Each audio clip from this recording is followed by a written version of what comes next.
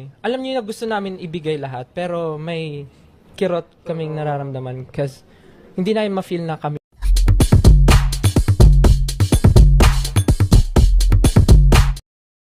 Sa kakatapos lamang na podcast ng SB19, inamin nila na wala silang pangalan as a group, kundi pangalan nila mismo individual. At inamin din nila na ilang araw din yun ang kanilang naranasan at naramdaman nila ang kirot habang sila nag-perform na para bang kulang ang kanilang grupo. Subalit tuloy ang buhay, tuloy ang show para sa 18. Pero lahat ng yon ay nalampasan ng ating mahalima. At ito nga, very successful sila.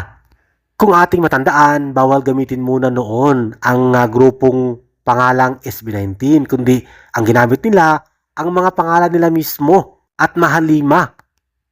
Siguro po, nung sinabi niyo po kasi pinaka-painful, bigla ko may naalala. Nung time po kasi na hindi namin pwede gamitin yung name namin as SB19. Yes! Dumating, for sure naman umabot sa inyo yun, di ba?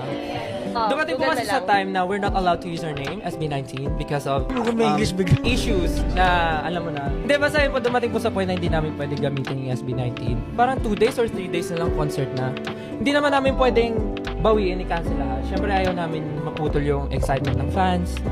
Even kami na nag-prepare, even the team na super excited for that anniversary concert. I think that was our sixth anniversary concert. So, sabi namin, tuloy na natin kahit anong mangyari, gawin na natin. So, tinuloy namin yung show. And yung pinaka-masakit sa akin is, hindi namin masabi sa stage na we are SB19.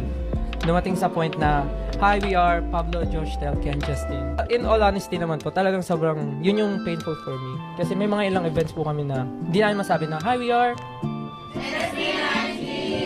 doon po kami nila sinasabay at so parang kahit nagpe-perform po kami, alam niyo na gusto namin ibigay lahat, pero may kirot kaming nararamdaman kasi hindi namin ma-feel na kami yun.